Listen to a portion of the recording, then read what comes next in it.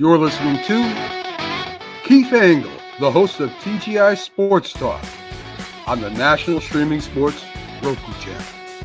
Football season is here, and SeatGeek is my go-to for buying tickets. Now with SeatGeek, every single ticket is backed with their buyer guarantee. We've all had plans change, and when you can't make it to the big game, SeatGeek has you covered. They're the only ticketer that allows you to return your tickets ahead of the event for credit with SeatGeek swaps. So when things come up, I know that my tickets won't go to waste. So what are you waiting for? Download the SeatGeek app to maximize your possibilities and shop live events with confidence.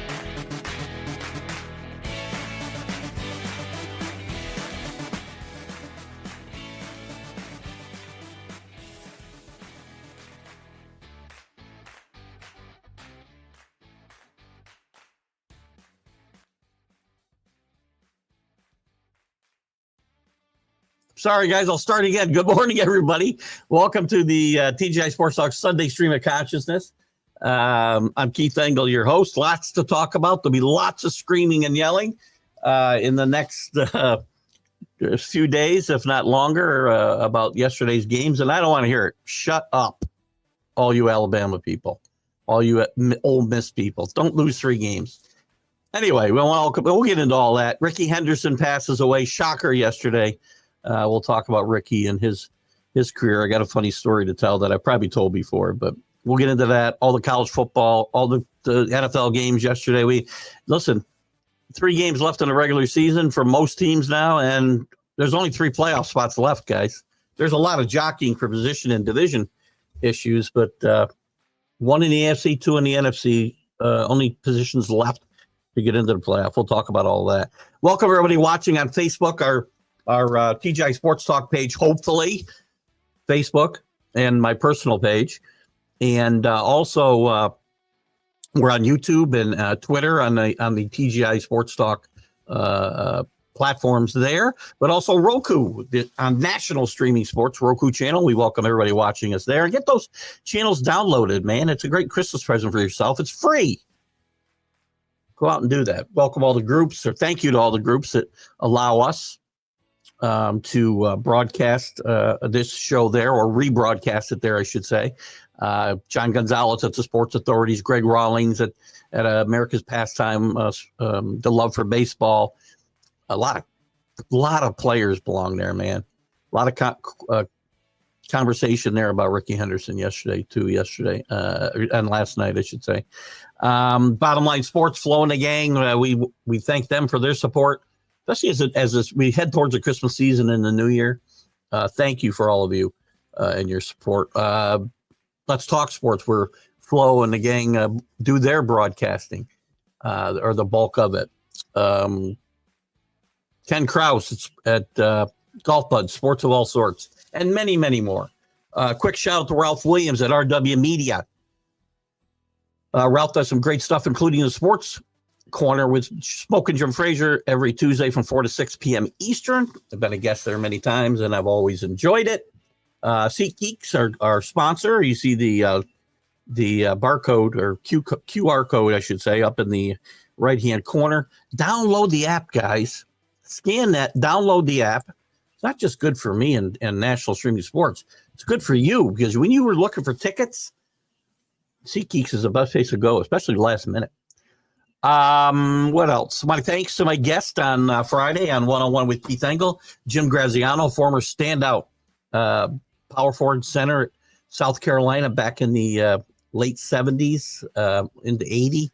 Had some interesting things to say about the college situation then against the college situation today, and also the way he was treated at South Carolina by the legendary Frank McGuire. The fact he was very honest about the fact that he demanded to get paid to go there, and Jim did a great job. We learned a lot of things, I think, or confirmed a lot of things that we thought about college sports back then. He did a great job. Jim's a great guy and has done a great job in the community teaching English as a second language, both in Europe and here after his basketball career. And next week we'll have Don Beebe on, former Buffalo Bill and Green Bay Packer. You maybe remember him running down Leon Lett in the Super Bowl when they were down by about 100 points. So we'll talk to Don about a lot of stuff, including that great Buffalo team. You don't make 4 Super Bowls without being a great team. They didn't win one. And also in 2 weeks, we'll have Richard Todd, former Jet quarterback, by the way. So lots to talk about. Big winners and losers yesterday. Listen, the winners yesterday were probably Notre Dame, Marcus Freeman, certainly Ryan Day and Ohio State. That game couldn't have gone better for them. Texas. I think Clemson kind of redeemed themselves a little bit. The losers this week, though, Kirk Cignetti. I like him. He's a great coach. Shut up, though. Jesus, good grief. Alabama people, you shut up, too. SMU, big loser. I can't read the rest of my writing here. It's too funny. There'll be a lot of crying about this, but again, I'm going to say again, people need to shut up. But we'll look at the matchups for next week. We'll get to your comments here and good mornings here in a second. In the NFL, we'll talk about the fact that parity. The NFL wants parity. There's only 3 playoff spots left open, guys. A lot of jockeying for position. I'll grant you that. But 3 playoff spots left open with 3 weeks to play. That is not the norm, and that's not what the NFL has really tried to portray. Games yesterday, Chiefs just keep finding ways to win. They're the best team in football for a reason. Wins and losses, guys, are all that matters in sports. You don't get beauty points. Win. That's what they do. Ravens, I think, looked very good. Horrible game for Russell Wilson. Horrible fumble on the long run. You got to secure the football, dude.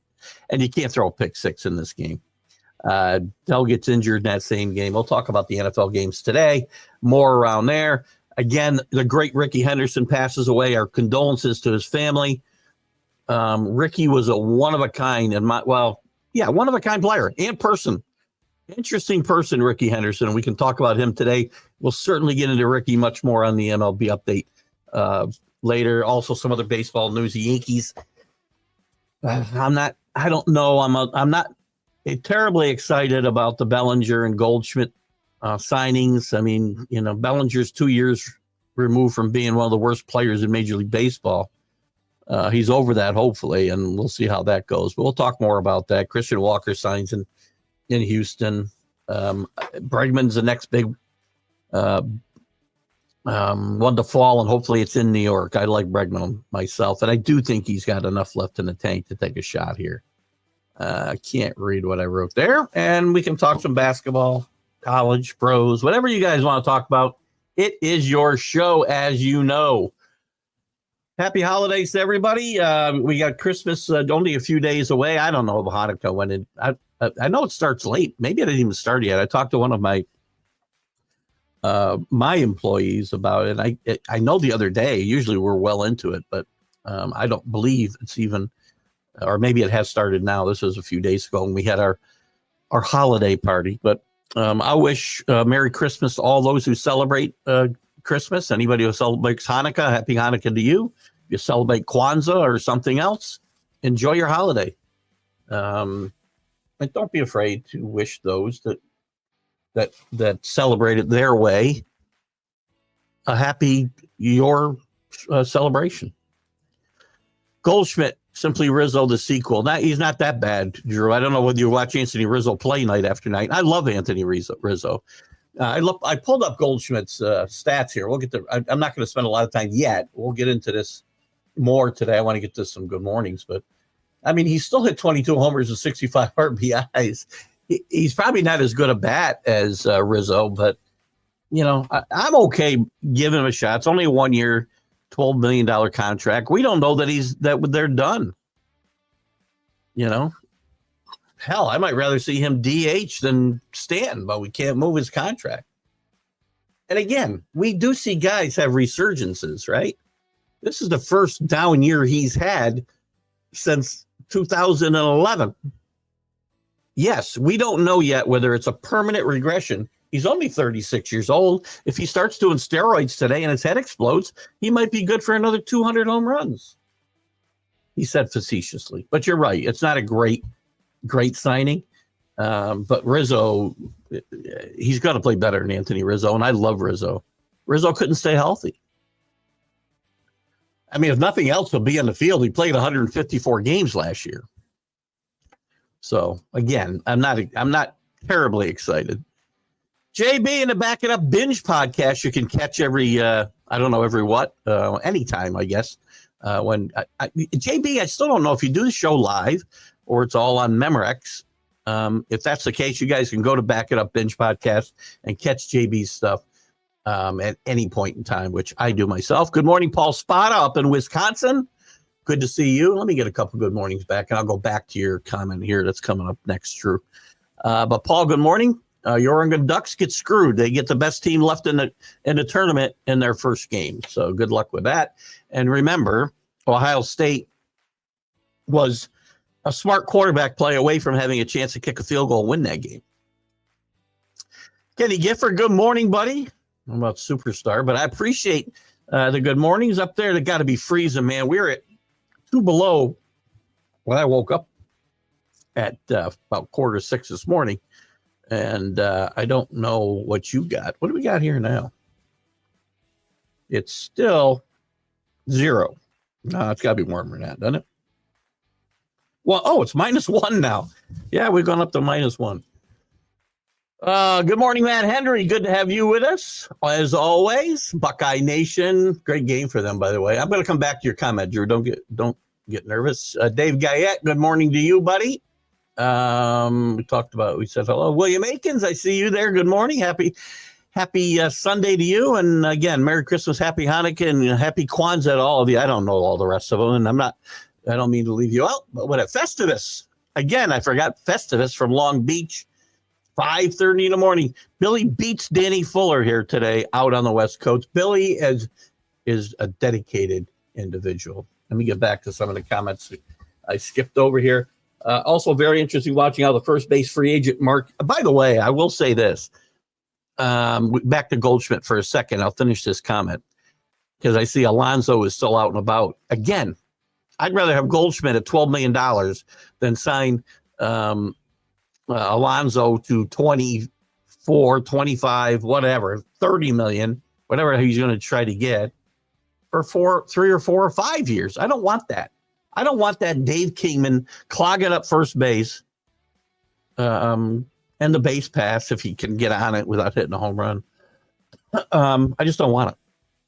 So anyway, that. I'll take him. I'll take Goldschmidt 1 year, $12 million over a long-term contract for Alonso. But Drew talks about how the free agent first base market is moving, especially Alonso still out and about. His options are shrinking along with his bargaining power. Again, I believe his agent is Scott Boras. If I'm wrong, correct me. But this is what happens with Scott Boras.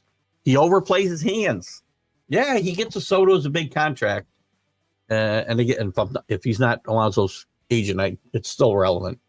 But some guys he holds on too long or waits too long, holds out too long. I really thought when the Yankees signed Bellinger, and Bellinger I still have some concerns about. I think he'll play well in Yankee Stadium. He's a good defensive player.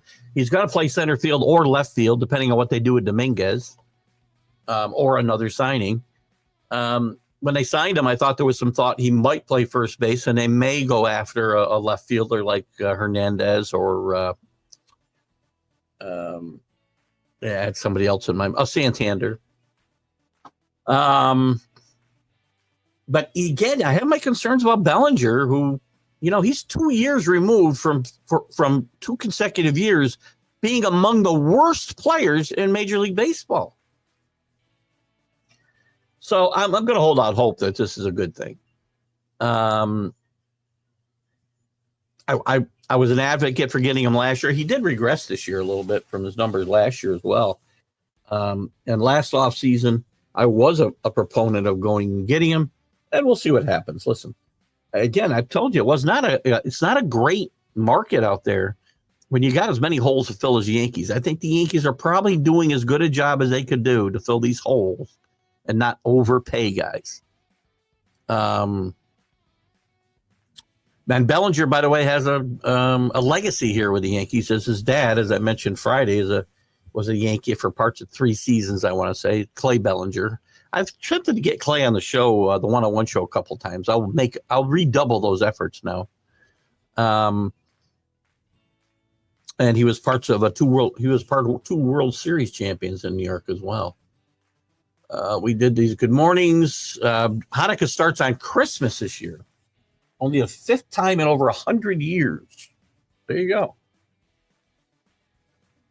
I think Stoolmaker did tell me that when we were talking about it at our get together, company get together the other night. I think he did mention start on Christmas. So you get to go past the Christmas holiday. Goldie, 2265, almost 700 AB. That's not 700 at bats. Plate appearances was 6. Who's this, Bellinger? 654. It's not great, but I mean, just look at 2 years ago, he was one of the best players in the league. Guys have resurgences often in MLB. Change of sceneries help. I'm not saying I'm in love with the guy, but I would take him over a long-term ball and chain tied to us with Alonso. And when the Astros signed Christian Walker, Yankees options were much more limited. I might have considered Bellinger at first base and continue to look at the outfield. Again, I won't disagree with you, Paul. These numbers are not great for a first base. But again, don't forget the team he was playing on was not that good, and certainly offensively they weren't that good. So this guy, look at guys have career resurgences, especially once their heads start to grow. Don't forget that. It's God. Sorry. Take some heat. Took some heat for saying at this point in the hot stove season, Yankees won. I'm okay with that. Yankees have had a good postseason. They really have, I think. Red Sox, not so sure about the Red Sox. What are they doing? Sandoval for 2 years. He's not going to pitch until freaking. By the way, he's not very good anyway, and he's not going to pitch until about July.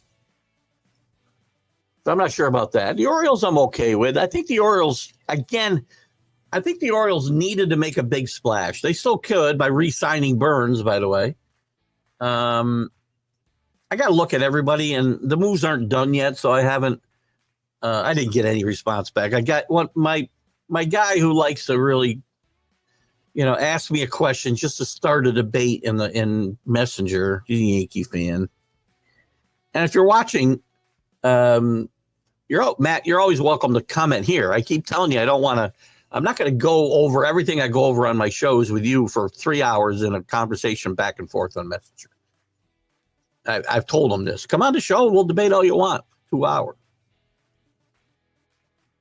But anyway, he'll ask me questions just so he can tell me why he thinks I'm wrong. And by the way, I'm not always right. I guarantee you. But the things that we argue about, I'm almost always right.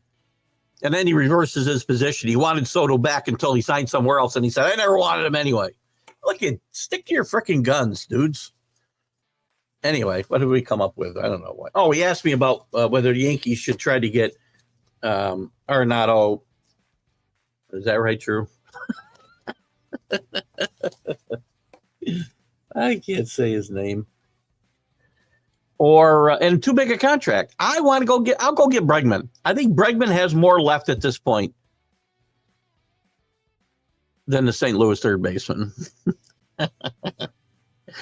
I just do. And a little resurgence. Again, change of scenery. And playing in New York is a different experience. They're both good ball players. They're both on the backside of their career. They're both a gamble. But he asked me what I thought about, getting him to waive his no trade clause out of St. Louis. And I just said I prefer Bregman. And that was the end of the conversation. Oh, already did that. 0 out there. So we got you beat this morning on the mountain. We got -1 right now. We're going to get up to a balmy 16, it looks like. That's exciting. Guardians have been very active so far for a small market team. They made a trade yesterday, right? Who'd they do? They moved Naylor to I should look at transactions, right? not going to get into that too much. It's more of a coach. I'm not going to dive too deep into the weeds, but I know they traded Naylor, and I don't remember which one. Let me take a look. I guess I have to look it up now because I don't remember which one they even traded. And while we're talking baseball, I don't know anybody else. There's certain guys, you see certain guys pass away, and you're not like, you're sad, but you're not shocked. I'm shocked when I see a guy like Ricky Henderson, the man of steel, basically, die at 65 years old. He had pneumonia, apparently, which is not good for anybody, certainly when you reach a certain age. I never saw a more exciting player than Ricky Henderson. I never saw a more interesting player, or heard a more interesting player than Ricky Henderson. Anybody who can talk about himself in the third person, and you don't even get mad at him. And I'm going to tell you a funny story about Ricky Henderson in a bit. Josh Naylor, they traded the first baseman to Arizona. And they bring back Carlos Santana. Oh, my God. Is this getting better? Is that getting them better, though, Drew? We also see the A's kind of try to replicate the Royals offseason last year, except I don't think they're doing it with as good of players, and they're wrapping up too much money in guys like Luis Severino, as we talked about last week. Guardians also had moved Jimenez to the Blue Jays. Yeah. They get Naylor, who's a decent ball player for, a mediocre right-handed pitcher and a competitive balance round B pick. It's worth $1 million in draft money. Again, I can't figure whether that's great or not, but I don't think it's great. And again, this is really kind of indicative of Cleveland continuing to move guys before they lose control of them, right? I guess Santana had a decent year last year, didn't he? No, he didn't. 23 home runs. He had 238. He did win a Gold Glove, though. Interesting enough. I got a funny Ricky story I'm going to tell you right now before we go on. Just since I'm talking about Ricky Henderson. And I'll get back to your comments here in a second. Ricky Henderson, one of the funniest stories ever. It was late in Ricky's career, and he's played forever. So he was, on the downside of his career, he was in San Diego. This was probably, if I look at here, around 2001, I guess. And I believe they're still in spring training, and they were getting on a bus to take a ride to either an airport or to a spring training game, which does happen. And Ricky sits in the front seat, and the players start filing on, and somebody says to him, "Ricky, you can't sit there." He goes, "Why?" He goes, and they told him that the front of the bus is reserved for tenured players. And Ricky looked at him in all seriousness and said, 10 years? Ricky's got 20 plus years. I don't know. I'm one that finds this story funny. Probably not funny to anybody but me. I love it. Drew, I think it's time for you to go into hibernation for a couple months. Baseball in December. Yuck. I'm going to keep talking baseball, Kenny. It's not going to stop on this show. It'll go. We haven't talked a lot of baseball on this show, but the MLB update on Fridays will continue when able to do it. If there's weeks where it's just there's lots to talk about in baseball. Player movement. We got a lot of guys that are moving around day to day. I know you don't like it, Kenny, and that's okay. But we're not going to stop talking baseball here. Especially when I have a Sunday where one of the best all-around players to ever to play the game has just passed away. So that's just, you're okay to not like it. But look, as much as I'm angry at the game of baseball, and you heard me, if you didn't watch it, you can see my vitriol comes out late Friday in Friday's show, and I got a little heated with our good friend Paul Spada, but Paul was just he was just the vehicle to drive my anger that day. It had nothing to do with Paul.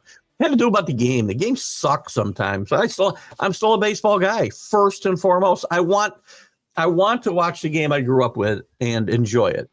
and I still talk about the game, and I try to talk about the game the way I would have 30 years ago. Hard. But we're going to keep talking about it. But again, I understand why people can get frustrated with a game of baseball.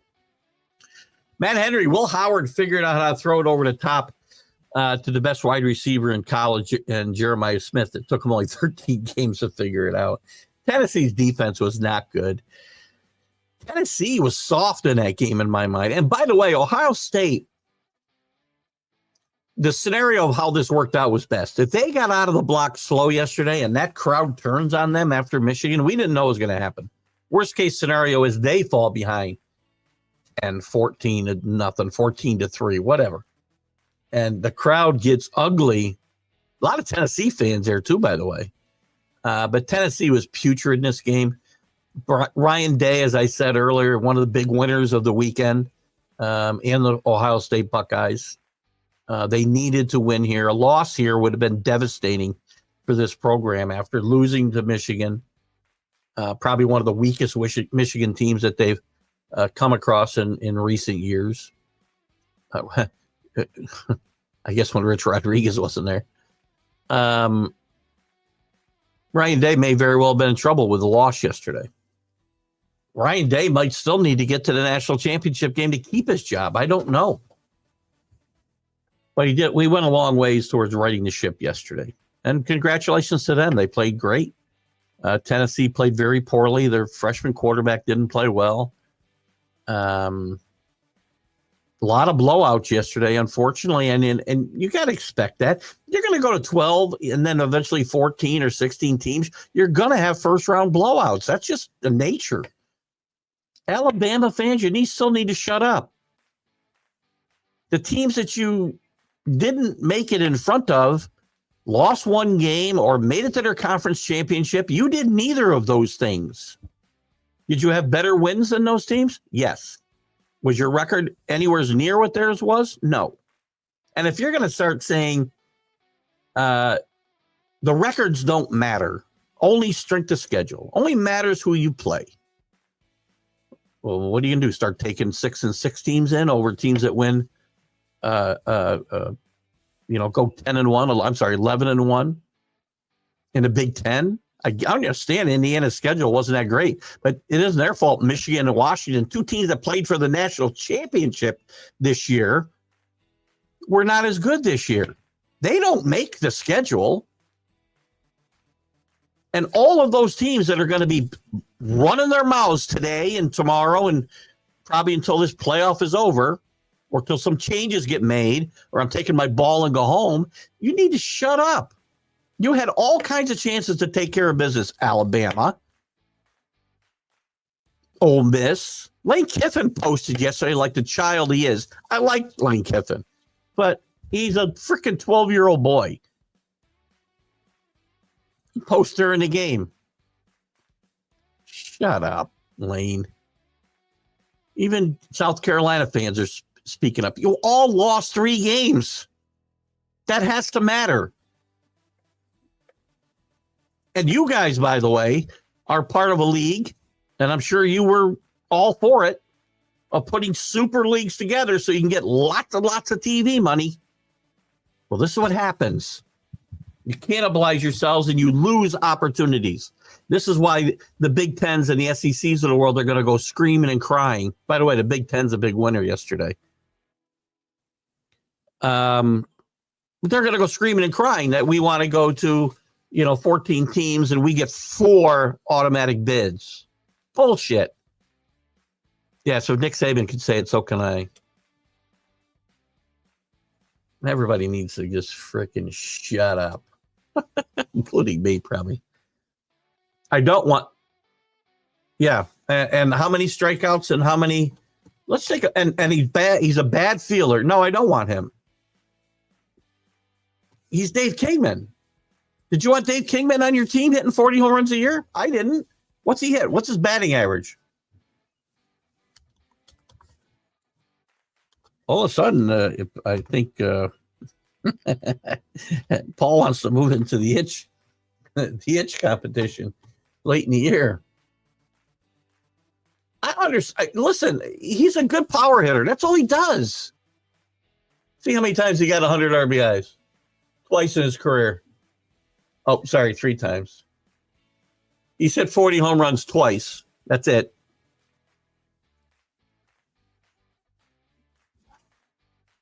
His batting average this year was 240, 217, 271, 262, 231.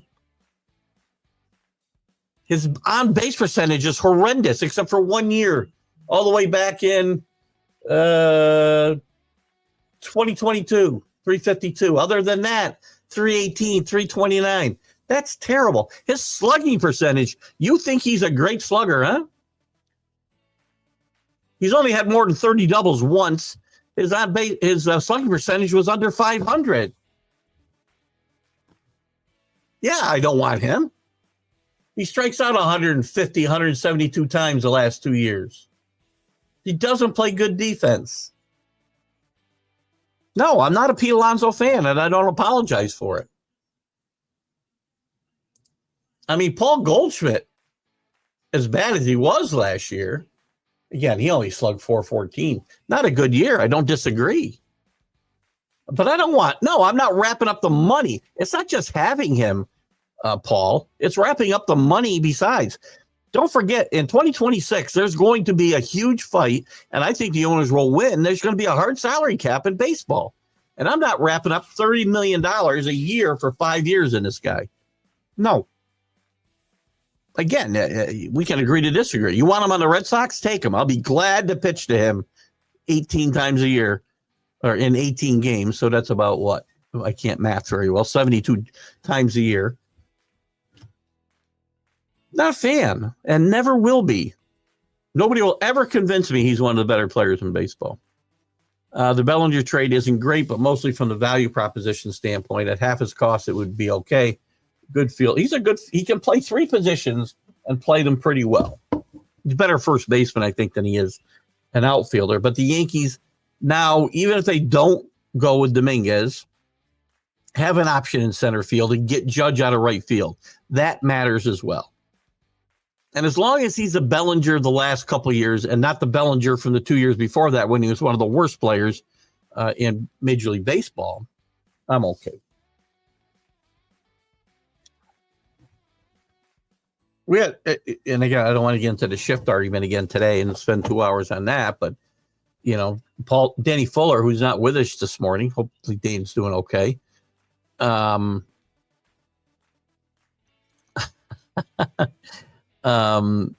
mentioned that the shift hurt Bellinger a lot. Well, he should have learned to hit the other way. I don't want to get into that a lot. Yanks fine-tuning their roster with the Trevino trade. I'm good with Trevino getting traded. He had probably the worst stolen base against percentage in baseball last year. He gave up 9 stolen bases in a game last year. Trade away, no hit. Great. He's not a great fielder. He's a good catcher. He can't throw. So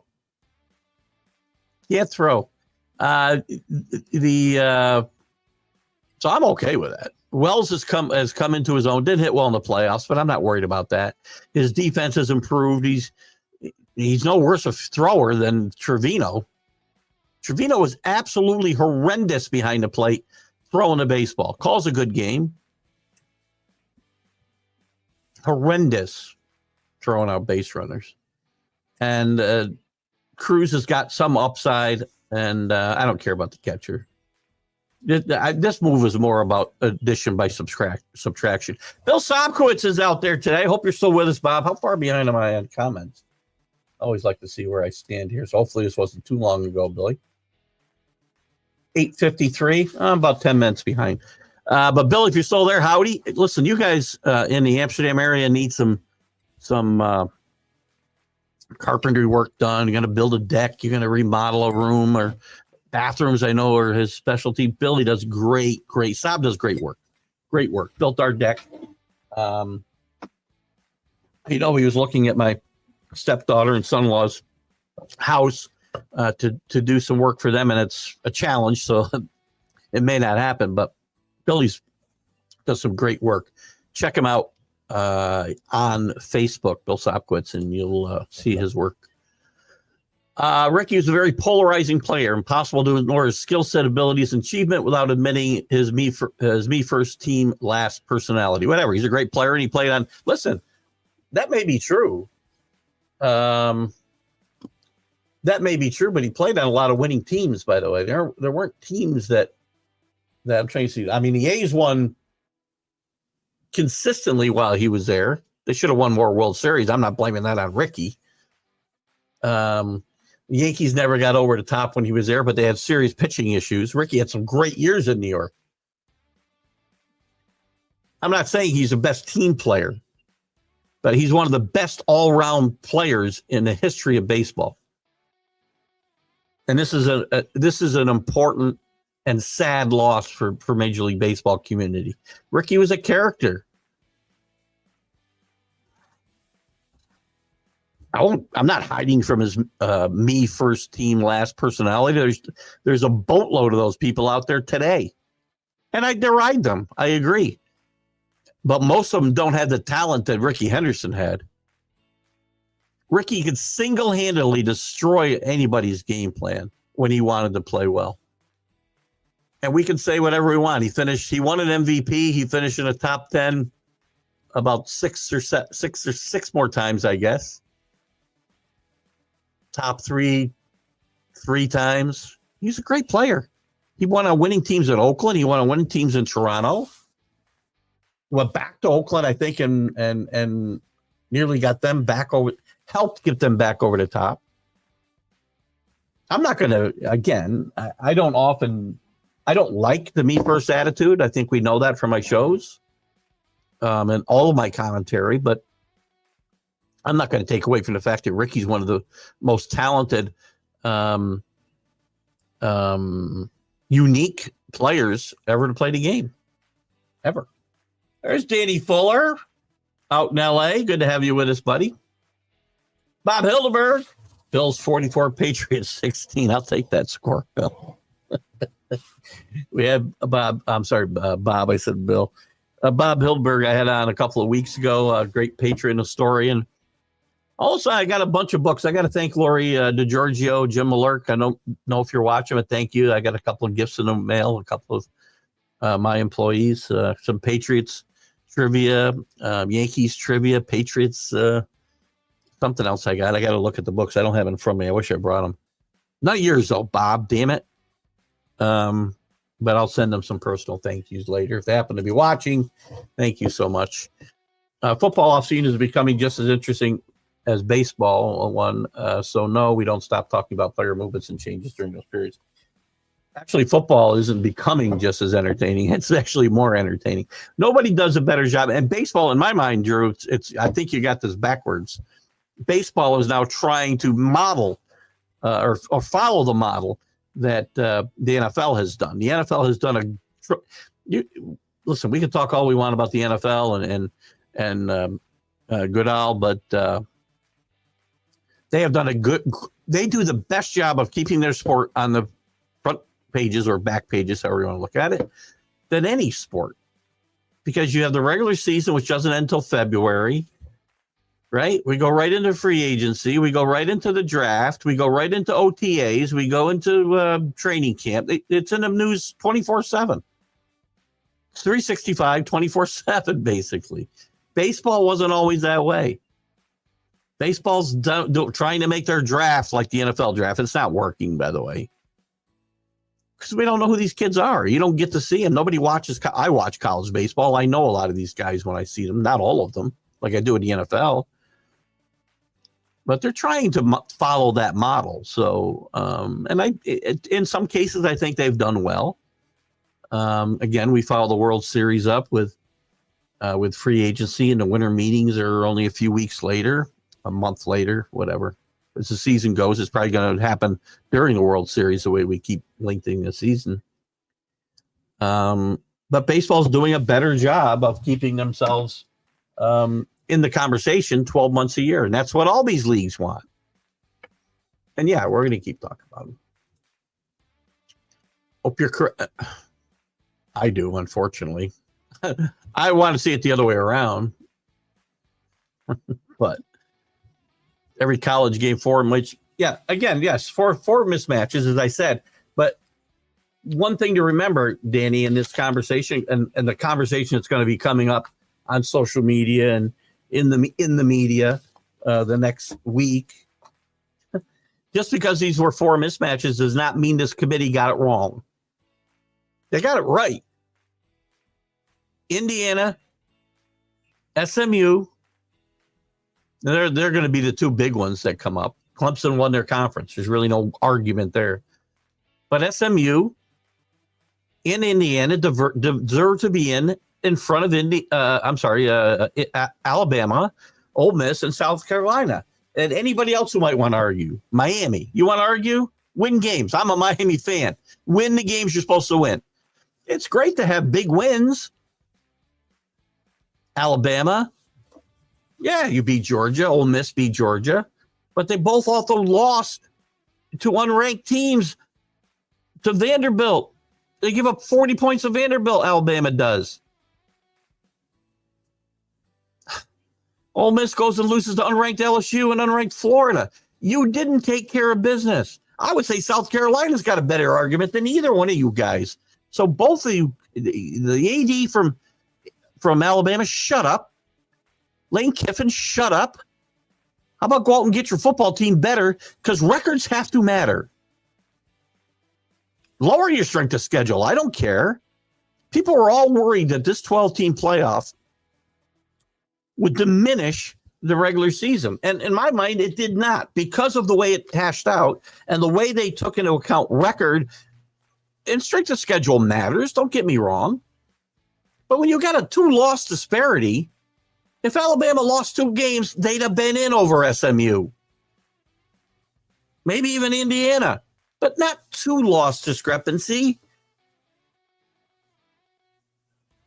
You all had a chance to take care of business. All of you, including my team, and did not do it. You failed. And Indiana was playing the best schedule. They had the 2 teams that played the national championship game last year. It's not their fault their programs fell apart in a year. And they didn't just beat teams, they dismantled them, except for Ohio State and now Notre Dame. And I think those 2 games are as much a statement. I'm sorry to say this to you, all of you, or at least those of you who are going to argue it. Those 2 games are also a testament to how good Ohio State and Notre Dame really are. We've forgotten, because of the Michigan debacle, that Ohio State was a smart quarterback play away from having a decent field goal shot to beat Oregon. They didn't do it. Again, winning is all that matters. But they didn't do it. They could have beaten them. They didn't. And for these guys who you're going to cry and scream about who the 12th best team is in the country, and you're going to look to expand to 14 or 16 teams and demand, the SEC is going to demand that they get 4 automatic bids? No. Now, one thing they need to do is they need to tweak this so that, the number 1 seed in the tournament isn't playing the second best team, basically, in this playoff in their first game, while Penn State gets Boise State and Texas gets Arizona State and Notre Dame gets, who's Notre Dame get? I'm forgetting who's Notre Dame getting. And by the way, I don't mean they need to, I'm not disparaging. They get beat up Georgia. Look, Notre Dame doesn't have an easy game. It's on a neutral field. It's going to be in Louisiana. It's the Sugar Bowl. By the way, these are all bowl games, by the way. Sugar Bowl is Notre Dame, Georgia, Penn State, and Boise State's a Fiesta Bowl. The Rose Bowl, Oregon and Ohio State. Interesting, an old Pac-12 team against a Big Ten team. And Texas and Arizona State playing the Peach Bowl. And then the Cotton Bowl and the Orange Bowl will have the semifinals the week after. But when we go to 14, I'm not giving these teams all these at-large teams.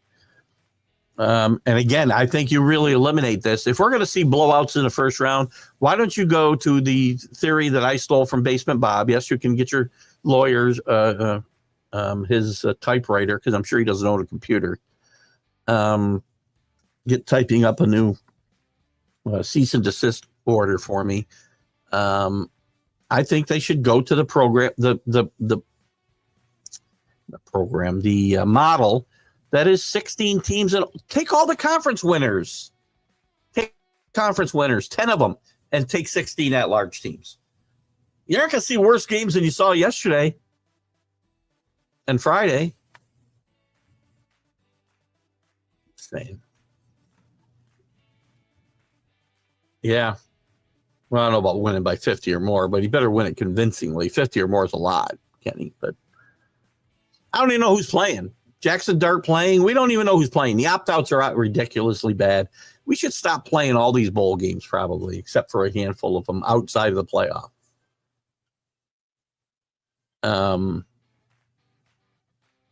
I like Lane Kiffin. That's a douche move. Sorry. To go on there during the game and talk about, the lack of competitiveness and how, and by, you didn't say it out loud because that's not you. We would have done better. Big Ten, biggest winner yesterday. I agree. I'm still not sold. James Franklin, I've got him on my winner list, right? James Franklin, because he wins a playoff game. He's never had a playoff berth before. But he beat the team ranked last in this grouping. So I'm going to reserve my comments. He's playing a really good Boise State team on a neutral field. And that home field advantage for Penn State is humongous. And the mistakes by Jennings and the crowd really took SMU out of this game early yesterday. But this is my problem with the with these first round games. And after the byes, Boise State gets Penn State and Oregon's got to get Ohio State. Get that. I think the Notre Dame Georgia matchup is very intriguing. Notre Dame's playing great football. And you can again tell me, the teams they play, blah blah blah blah blah. They've dismantled teams mostly through this course of the season since losing to Northern Illinois. I think Marcus Freeman has done a great job. I'm not again as high on his bandwagon as I was when I jumped off after NIL after Northern Illinois. That's close to NIL. But they're playing great. Riley Leonard's playing great football. Great football. The defense is really good. This 27-17 score wasn't as close as what the game was. And Kirk Cignetti, one of the big losers, and I like the guy. He's one of the big losers this weekend because 2 hours before the game, he's screaming and yelling about how, not screaming and yelling, but he's on game day. And he's way over the top sometimes. I liked it, and it's starting to get a little old with me. He talks about how, we don't play any top 25 teams, but we do play them. We don't just beat them. We kick the what out of them. Well, he didn't play any top 25 teams this year. There were top 25 when he played them.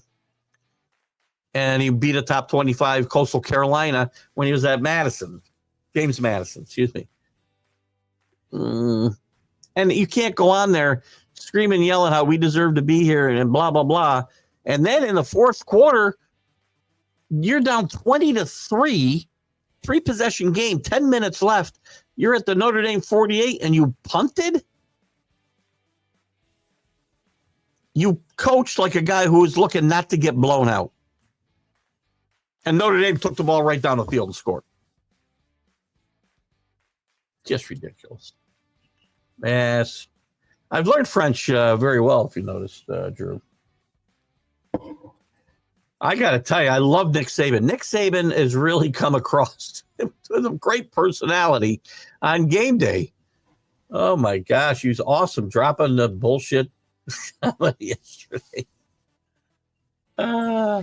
Really? He's not left-handed, Paul. Left-handers have an advantage in Yankee Stadium, not right-handers. It's not as bad as the old Yankee Stadium, but it's still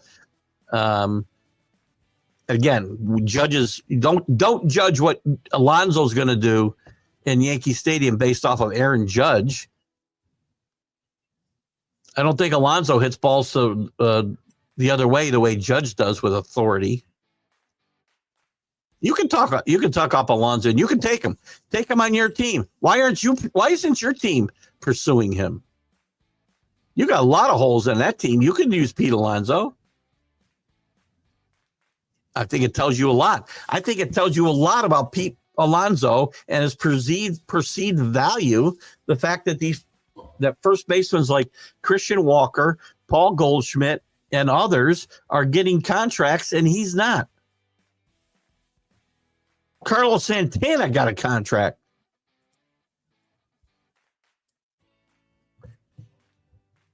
Yeah, there you go. Overpay for him all you want. I'm not. So when the Red Sox pursue him,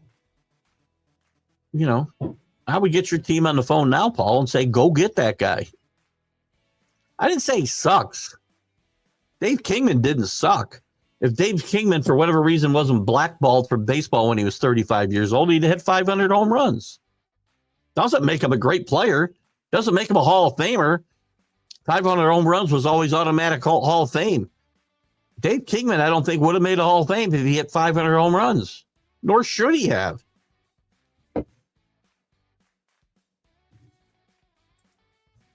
As usual, totally agree on, well, we don't always agree, but maybe on Alonso we do. Drew trying to downplay his Mets fandom.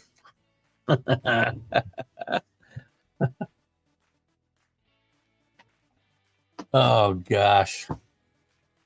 Who's hiding out there hasn't commented yet? I can see some people. I can't see them all.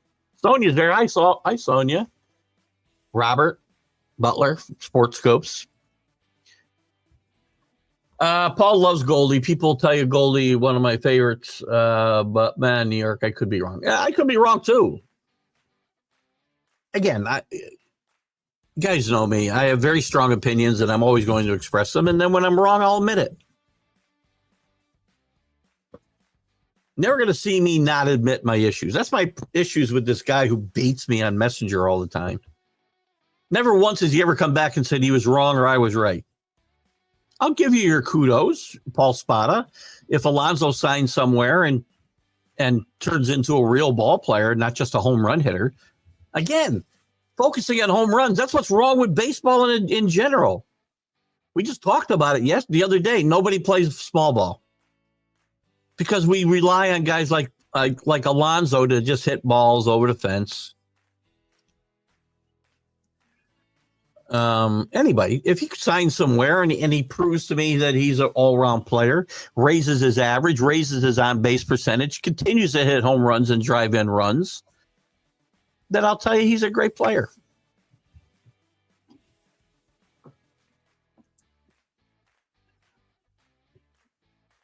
Ricky Henderson had a 401 on-base percentage, by the way, for his career.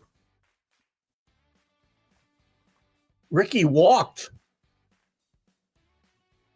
How many times did Ricky walk? So again, by the way, and again, Ricky was looking to get stolen bases, but he walked 2,200 times almost in his career as well. So again, I don't know how I circled back to Ricky here, but a guy like Ricky Henderson's more valuable to me on my team than a guy like Alonso. Bellinger is a complimentary piece for the Yankees and the Red Sox. He'd be considered a savior. He's no savior. Well, we didn't. You just made in your. I didn't say he was a savior. In your commentary, you signed exactly. I didn't tell you, and we weren't talking about Bellinger as far as the Red Sox go. If I didn't have Aaron Judge and some of the other pieces that I have on the Yankees, I wouldn't be signing Bellinger either. We don't need a savior. We don't need a Juan Soto. This team needs a more balanced lineup than what they had last year. That showed up in the World Series. Loud and clear.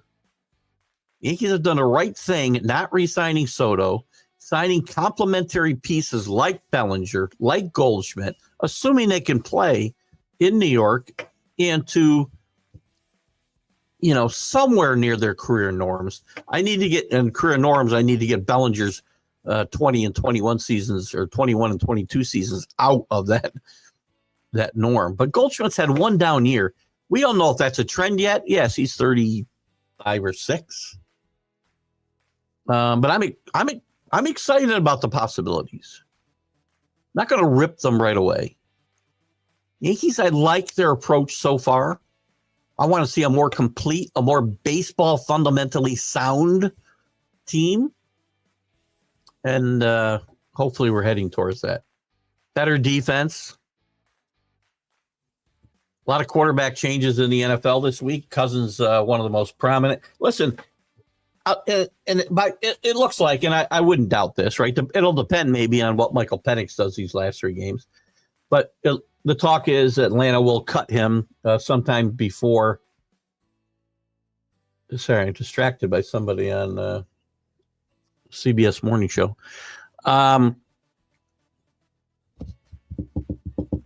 They'll cut him before March, whatever, when they got to pay him $10 million bonus. I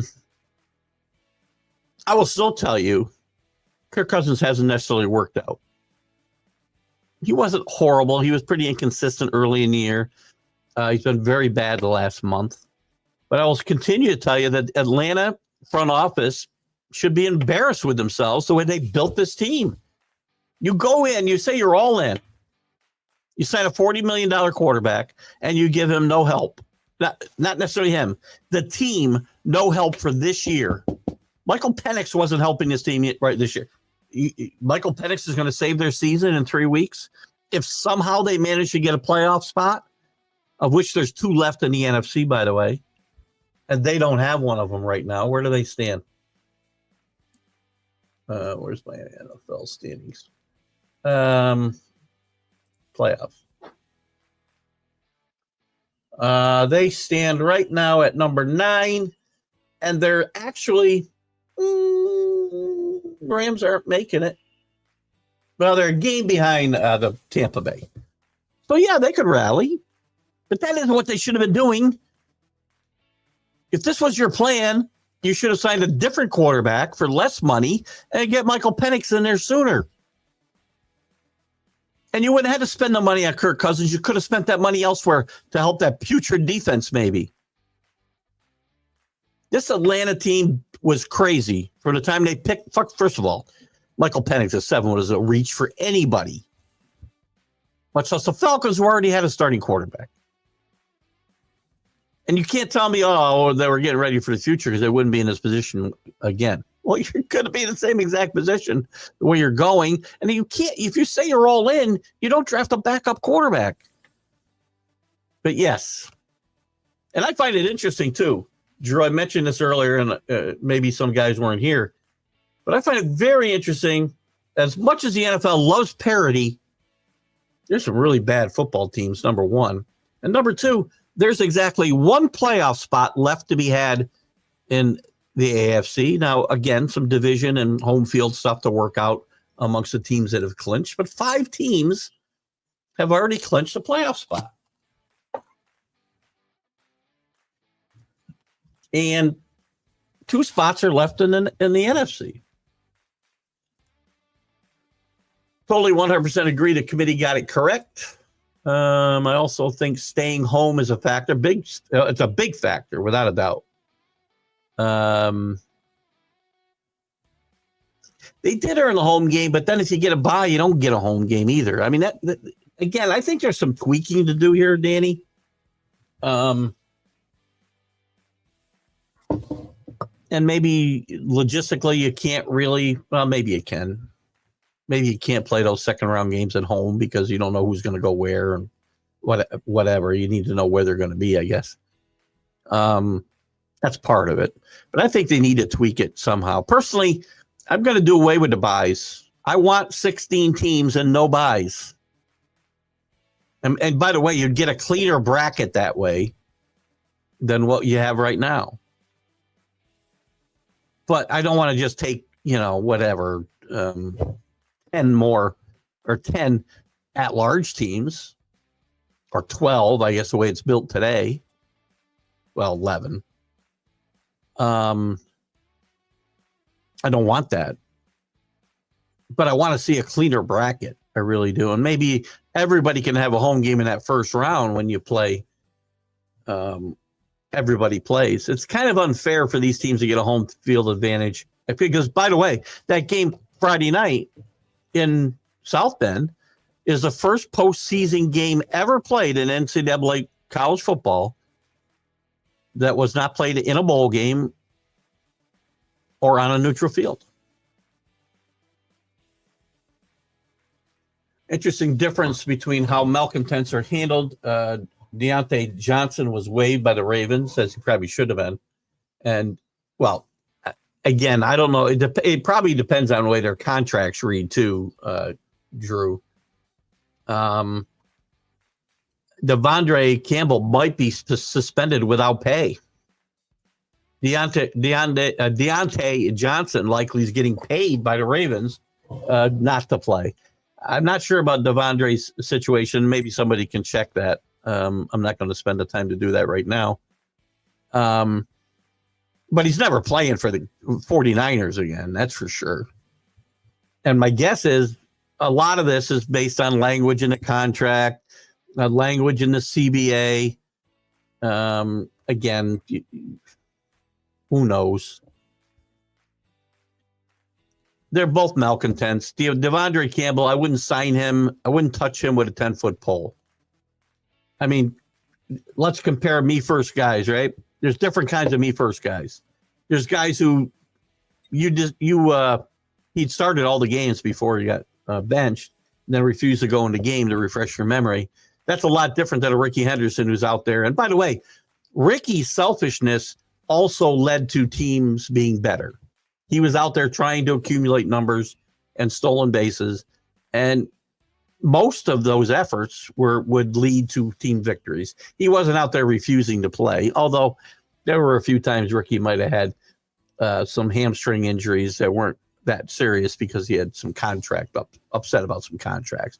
But for the most part, Ricky's selfishness contributed to teams being better. These guys' selfishness doesn't do that.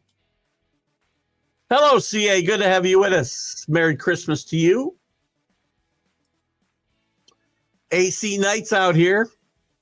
And I'll tell you it again as we're at the midway part of the show. Again, to all of you, just a couple of days away now. Merry Christmas to whatever you celebrate. Merry Christmas to those who celebrate Christmas. Happy Hanukkah to those who celebrate that great holiday. Happy Kwanzaa, happy Festus, happy Festivus. Sorry, not Festus. That'd be the deputy on Gunsmoke. Festivus. Whatever you celebrate, enjoy this time of year with your family and friends, and be safe and have fun. Notre Dame, we're still rolling, AC. We get a banged up Georgia team. Haven't seen Rick Sherlock this morning. I feel really good about this Georgia matchup. Really good. I would not have felt good about Notre Dame matching up with the previous three Georgia teams. I feel really good about them playing this team. And we'll see. I did also, by the way, I was 3 for 4 in these first round games. I had the only loser I had was SMU. So how the hell does Derrick Henry run for 162 yards and not score a TD? Nice for the Ravens, not so nice for fantasy managers. I'm glad you laughed, Drew, because nobody gives a crap about fantasy managers in professional football. Nobody. You know, this is, and again, I'm not going to spend a lot of time on this because one of the reasons I have, I played fantasy sports, baseball and football very seriously in some very serious leagues for 25 years, 30 years. I don't even know. And I started to get away from them. I've come back recently to Drew's baseball and a couple of football leagues. Still I'm in the semifinals in 2 of them. I'm playing for some silly consolation trophy, participation trophy in another. But I got away from them because I hate the way that people follow football now. I hate it. I hate it. I never watch a game. I shouldn't say never. Again, I watch guys. I'll be watching with guys, right? And the right play would be not for Derrick Henry to run the football into the end zone. It would be smarter to call up a rollout for the quarterback or whatever, and give him a run pass option or whatever. That's the smart football play. And 10 people there who have Derrick Henry are screaming and yelling at the football that this guy doesn't know how to coach. You don't know how the game of football is played. Fantasy football has ruined many people's, and maybe some people I'm just talking about my own personal comments, by the way, preferences. It ruins the way people watch football. And maybe it's gotten people to watch football that wouldn't normally watch it. I don't know. But I don't know. BD, I believe, had more top AP teams than most. What's BD? First of all, AP doesn't matter. The committee poll matters. But what are we talking about, Kenny? BD. I need help.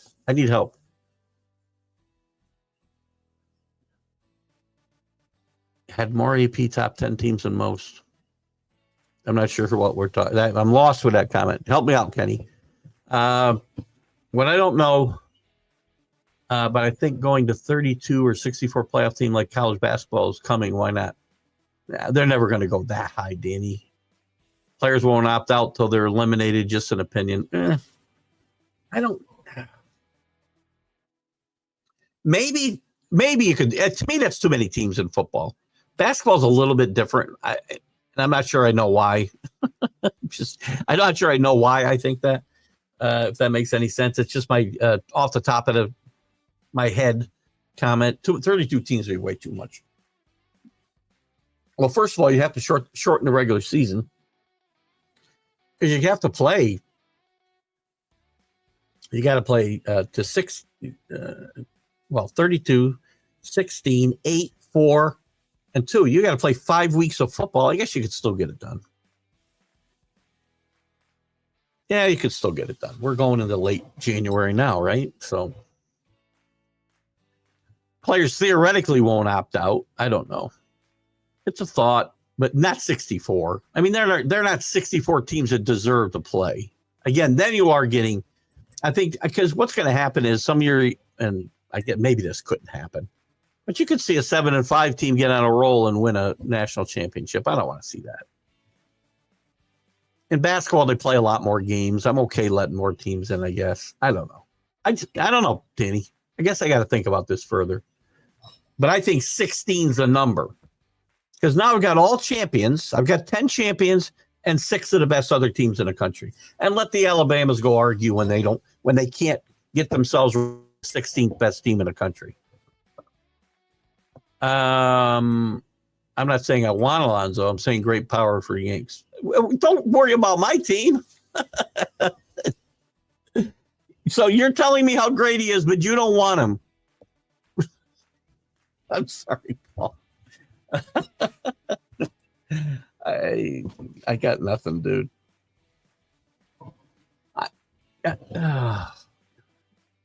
You don't want him or you don't need him? Tell me why you don't want him then. Don't just say you don't want him. Tell me why you don't want him. I'd love to hear. You're telling me how great he is and I should want him, but you don't. Who's the Red Sox first baseman? I gotta know this. I gotta know who the Red Sox first baseman is. I'll find it here in a second. Bear with me. That's college basketball. Where's the baseball? I must have cleared my whatever. Let's get rid of this. I gotta know who the Red Sox first baseman is. He must be somebody really good. Oh yeah, Tristan Cassis. What were his numbers last year? Wow, 13 homers and 13 RBIs. That's only 212 at bats. Has he ever done anything, this guy? Where's his stats? Oh, he had 20. Well, so He had Paul Goldschmidt numbers basically. Now he had a pretty good OPS 2 years ago. All right, well, I guess I can play him somewhere else. I can use Alonso at DH because he sucks as a first baseman. So I don't know why. Again, maybe I think there's some. You have an ulterior motive here, Paul, and you want the Yankees to sign him to weaken the team. Yankees' problem has not been home runs, by the way. Yankees had plenty of home runs last year. Yankees' problem has been defense, fundamental baseball, timely situational hitting, base running, things that still matter in baseball. I don't need 9 guys that hit 40 home runs. AC, do I think the Red Sox have made good moves to compete in the division? Well, I just had their roster up. Paul will probably disagree with me here. I'm going to say no. They did bring in, their number one starter right now. This is not a good one because they haven't updated the roster. Yeah. They don't even have, this is like last year's depth chart. Stupid. Let's see if I can find it. Personally, and again, maybe my opinion is colored a little bit by my hatred of the Red Sox. Possible. See if I can find their 2025 depth chart here. Fan Graphics is going to give it to me. First, left field. I like Duran in left field. I think he's a positive player, speed and power. Devers is a really good player. I'm not sold on, again, your first baseman is Tristan Casas, and I'm not sold that he's any better or worse. I'm sorry, any better than Alonso. You got Trevor Story, who can't stay in the field. You got Yoshida. He's an average. He's a decent player, not a great player. Abreu, young guy. Connor Wong. I'm not terribly impressed with this lineup. I do like Rafaela a little bit. Needs to improve his batting average. The bench is a bit weak. The starting pitching, again, after Crochet, who, again, I need to see him back up these numbers again, in my mind. Houck pitched well. Pitched really well, by the way, after guys told me they should shut him down. He pitched really well in September. But Bellows still your number 3 starter. I'm not confident that this team is deep enough. Plus, Chapman, you're signed to be your closer. Did he sign to be the closer or something else, though? Where do they list him? Can't really tell where they post it. Yeah, so I'm not crazy about the Red Sox offseason, no. There's Anthony. How are you, buddy? Congratulations to your Ducks. They're going to get the second best team in the tournament next week. Good morning, people. Are already talking about it. No, they don't belong in. If you didn't hear my comments, you might have been here, Anthony. How far behind am I in comments right now so I can judge whether I'm falling farther behind? I'm 20 minutes behind. No, they don't belong in. The committee made the right picks.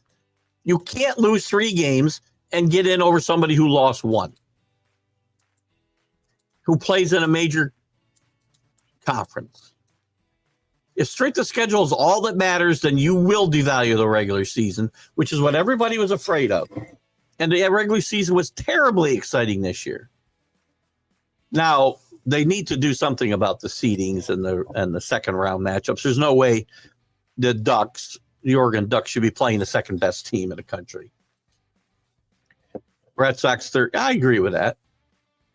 Maybe last. Every time I pick the Red Sox to finish last, though, they freaking win the division. I'm not you. I certainly wasn't referring to you. There are mostly it's people that. Well, we had one guy on the show who participated heavily. Doesn't come around much anymore. Never admitted he was wrong. This guy that that kind of trolls me on the messenger on Facebook, he never admits when he's wrong. I do. I may very well, and I told you, Paul, I'll tell you if I'm wrong about Alonso. I would like to know why you don't think you want him on your team when he's an improvement. Your guy's not as good as Paul Goldschmidt. In my mind, well, his OPS was. Maybe I'm wrong. It is a sad day. Again, Ricky Henderson passes away. You know, I said this before. Some guys go, you see them get old, and you're not terribly shocked. I mean, if I went tomorrow, we'd be shocked, right? I'm kidding. I don't want to go. I'm going kicking and screaming. But when a guy like Ricky, who at 65 looked like he was still in great shape, and you get sick with something silly like pneumonia, it's not silly, but it shows you how dangerous some of these things are. The older we get, you have to take these things more seriously. And I was shocked when I heard Ricky Henderson died. I didn't believe it. First time I saw it, because you see a lot of every day, 20 guys are dead that aren't really dead on Facebook and social media. There's Rick. How are you, buddy? The Falcons could have had Bill and picked a coach that failed elsewhere. There is that, too. Falcons screwed this up royally, in my mind. Yes, they could have had Belichick. They're afraid that he wasn't going to be truthful about his wanting, total control. So the guys in the Falcons front office were protecting their own asses. And then the guys who stayed make a silly decision to use the seventh pick in the draft for a guy who should have been their backup quarterback if everything went to plan, and did nothing to improve that team.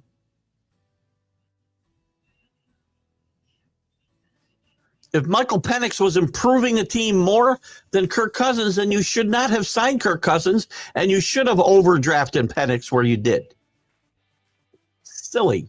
You could have used that money to bring in defensive players where you are putrid.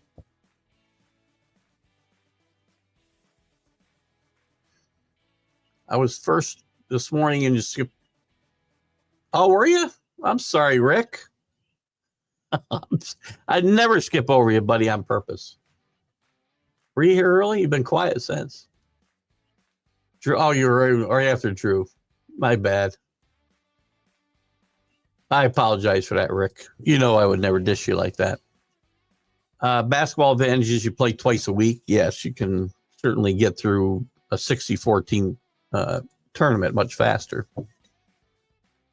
Oh, my God. So all the things I just said you are the reasons you don't want them, but the Yankees should. Oh, you're killing me, buddy. He's better than that guy. Oh, my God. He was hurt. Okay, he was hurt. If I look at career numbers, is Alonso better? You're telling me Alonso's better, but then you're telling me he's not better than Cassis. If that's how you say his name, I don't know. Yeah, they have not made great moves. I'm not sold on Crochet either. I don't know. And I don't know that much about the guys they traded, really. But why do I hate the Red Sox? Why do I hate the Red Sox? I got nothing Yankees around me here. Because I'm a Yankee fan. I hate the Red Sox. I've hated the Red Sox since Fisk thought he was better than Munson. Before that. I like Rafaela. Yeah. There's a couple teams on this team I like. But Micah Fuller coming into that bullpen. Is that bullpen any good? Who's getting the outs in the bullpen? In a rotation behind maybe Crochet and Houck. I like Houck, actually. He's always hurt. Giolito, always hurt. He was still on a team, actually. In fact, on the depth chart on the Fangraphs, they don't even have they don't list Giolito is there, sorry. He's down here under projected injured list pitchers. He's already on their projected injured list.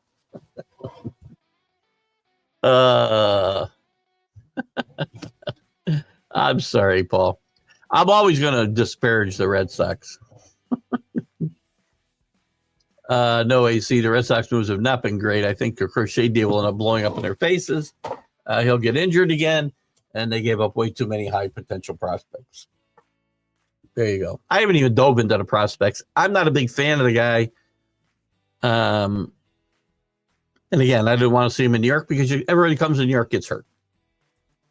Not everybody, close to it. Tennessee is better than Alabama, and we saw how Tennessee did. Well, that's a great point. I do think Tennessee's better than Alabama.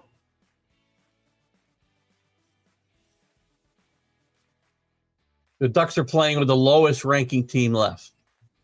Yes, but they're the second best team in the left in the. I don't see how it's debatable. Their two losses this year were the two top 10 teams. One of them they could have beat if their quarterback was a little smarter. Ohio State's the second best team in this left in this playoff, probably when it started. But because of the way we seed, and you have to give byes to the division winners. And Kenny, you just had an argument that isn't the way it should have worked. So now you're arguing it the other way. Or maybe you're just stating out. Again, this is my problem. I said they either need to have no byes, because if you have no byes and a 1 seed is playing the 16 seed, let's say, now you're going to get bad matchups just because of the way the brackets get set up if there's upsets. But Oregon gets screwed without there being a big upset in this game. They would have got screwed if they had to play Tennessee in the second round.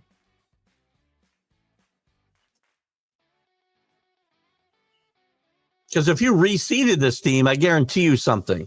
Let's just take into, and again, I got a feeling, Kenny, you're not really arguing that they should be playing Ohio State, because I know a few days back or a week back, you were arguing the other side of this. Why would they be playing the winner of this game? If we were to reseed these teams right now, these 8 teams that are left, here's how I would reseed them.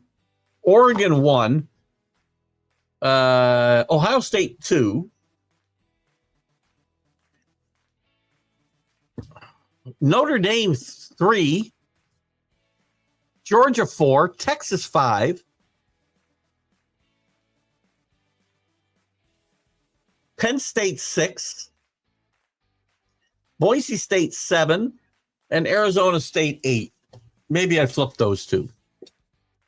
Maybe you can make an argument that Georgia should go ahead of Notre Dame. I'm just going by the eye test of what I have seen so far postseason.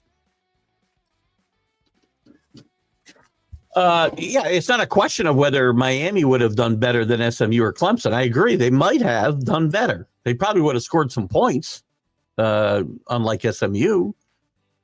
But the argument is whether they would do better. They didn't earn their way into the field over SMU and Clemson because those two teams finished ahead of them in their own conference. And they could have easily been there if they just won the ACC. They didn't take care of business. You're out. And I'm a Miami fan. They don't deserve to be in this field.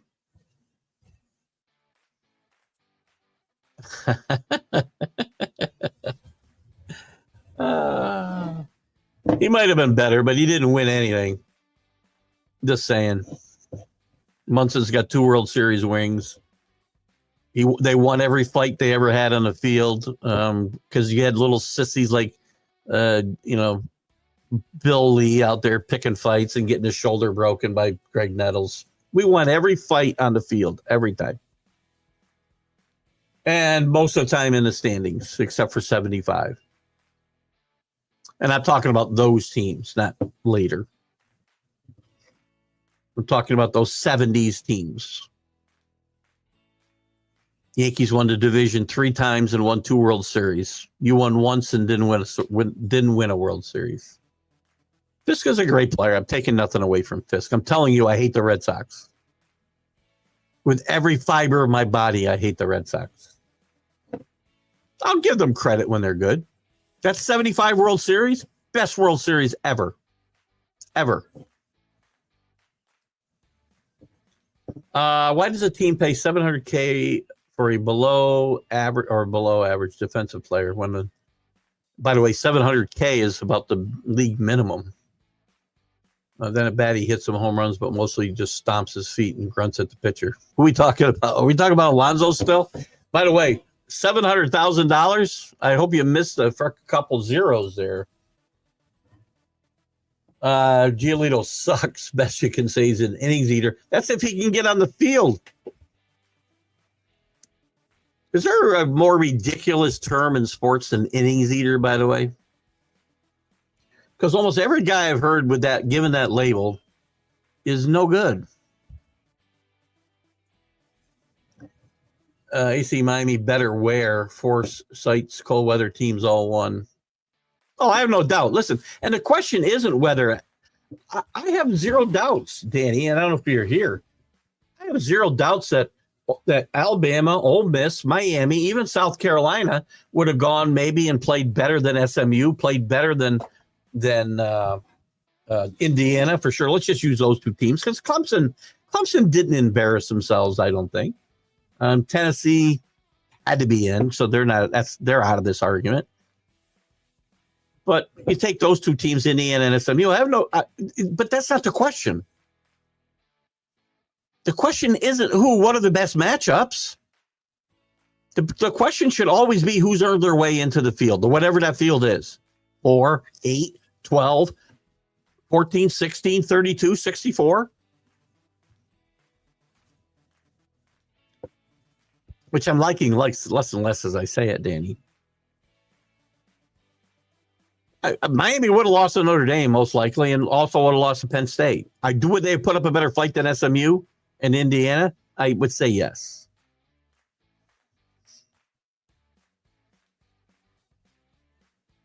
Oh, wait a minute. Did I miss something here?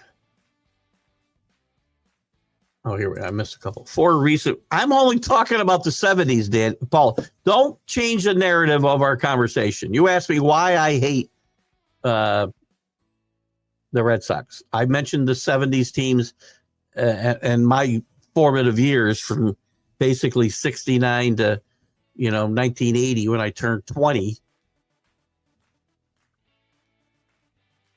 We had a rivalry in the same way that, until 2004, we used to talk about great rivalries, right? In sports, and Red Sox Yankees always came up. And one of the best lines I ever heard was, up until 2004. And again, I don't think you have 4 recent World Series champions, do you? You have 3? You have 4? I'll give you the benefit of the doubt on this one. But up until 2004, one of my favorite lines was always the Red Sox and Yankees are a rivalry in the same sense that a nail and a hammer have a rivalry. I love that one, by the way. So they won they won through 4 since 2004. So good call. And at this rate, they'll probably catch the Yankees in about 2,000 years. So take good care of yourself, Paul. 27.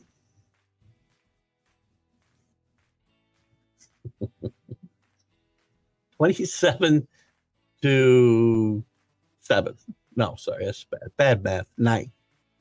You're catching up, though. You're going to catch the Cardinals, maybe, or the Dodgers. You probably have already caught the Dodgers. Oh, here we go. Right here. See if they give me a list here. There we go. Actually, the A's have more titles than 27 for the Yankees, 11 for the Cardinals, 9 for the A's, 9 for the Red Sox, 8 for the Giants, 8 for the Dodgers. Oh, sorry, Danny. You're at the bottom of the list. They did have a better year, but they didn't earn their way in. They lost to Georgia Tech and Syracuse in games they should have won. And Clemson won the conference. There's no doubt in my mind Miami's better than Clemson. But that's not the point. Point is the committee got it right. The teams that deserved and earned their way there are there. There's no way to say we're looking for the 12 best teams. Then you change the whole parameter. You take the 12 best teams and change everything. Get rid of the conferences. Get rid of everything. The regular season will certainly diminish in popularity or importance at that point in time. So we're going to get some NFL picks in here soon. No, I feel bad. The Ducks. Oh, I thought that's what you said before, but they are the lowest team seed left. That's why they should reseed, or, I mean, think about it. Can't do it because there's only 14. There's only 12 teams. There's no way to do this.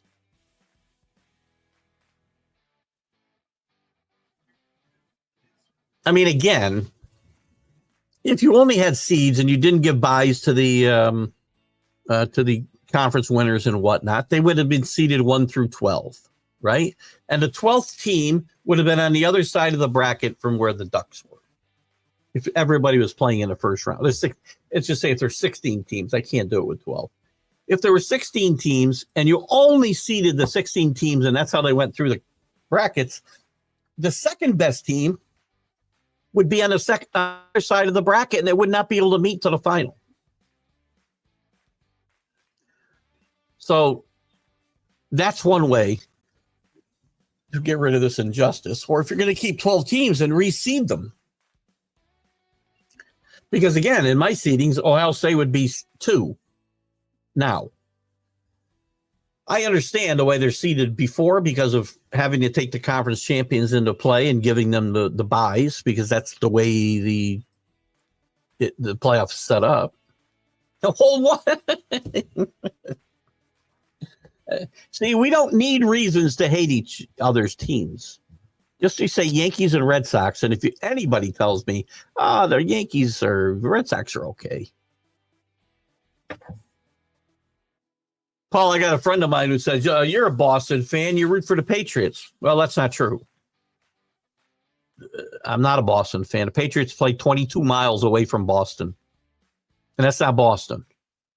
And you don't live here, but my argument with the guy here is Amsterdam, Albany, and it's not. 22 miles away. They're 2 different cities. If you had a team in Amsterdam, you wouldn't root for Albany. Ugh. But again, if you want to AC, these conferences has caused their own issues. If you want to go to 16-team conferences with no divisions, so the ACC did this themselves. If they had divisions and Clemson played their division, they would have played each other. You can't play 15 teams. You can't play 15 games in your conference.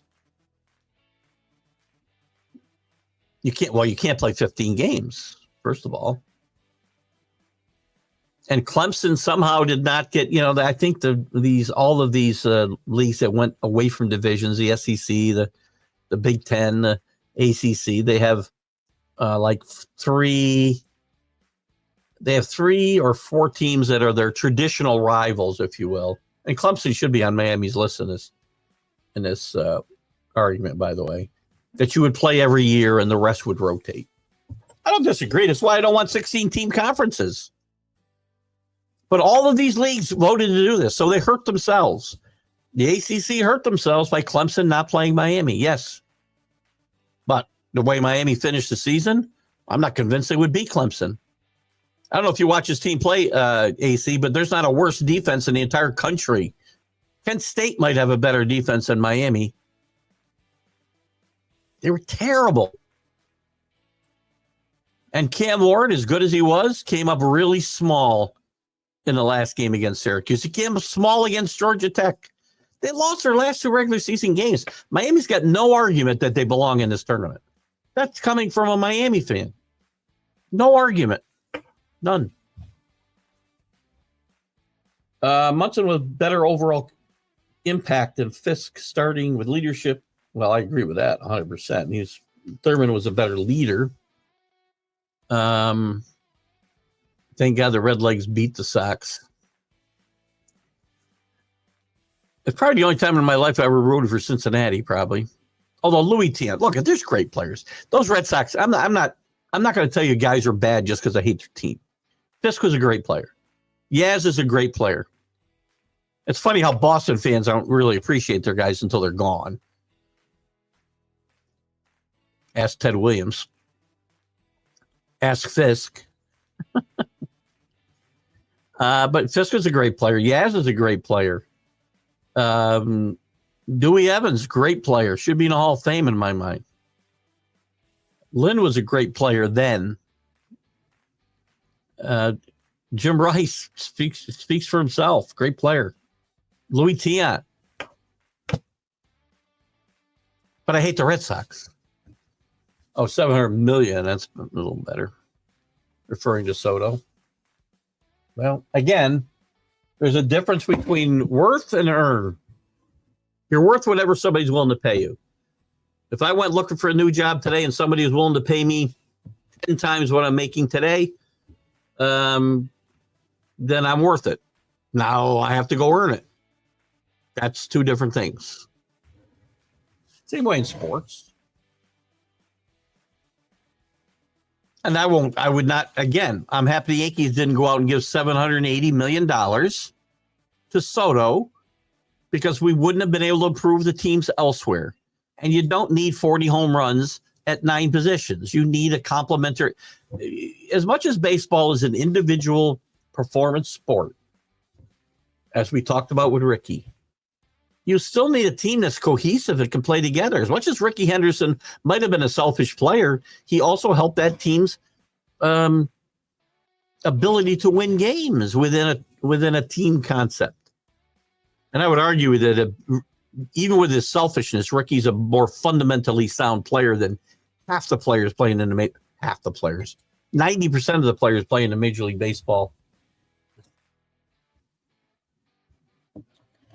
I think now that we have so many playoff spots, we need less out-of-conference games so you can see the best teams in a conference play each other. You will see. I mean, here's the thing, though. Again, Alabama said they're going to go out and schedule cupcakes out of conference. That's fine. You still lost all your games in conference. The good conferences are still going to have losses, so you have to take into account, again, if you're not going to count records, of course, and again, maybe that would even out because if you're playing more conference games, then, Miami's 2 losses were in conference, by the way.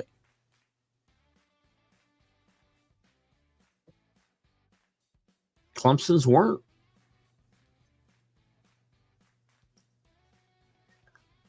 So I don't disagree, but you're never going to play 50. As long as you have 16-team conferences and bigger, they're about to get bigger.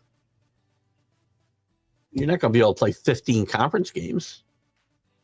But your point, I understand your point. Doing away with divisions and doing away with, and by the way, even with divisions, if you win your division, you still have a chance to play Clemson or somebody like that in a championship game.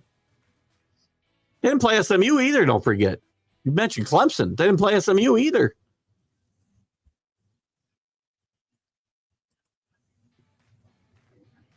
Paul Spot of the Red Sox should only get credit for 3 World Series. They cheated just a.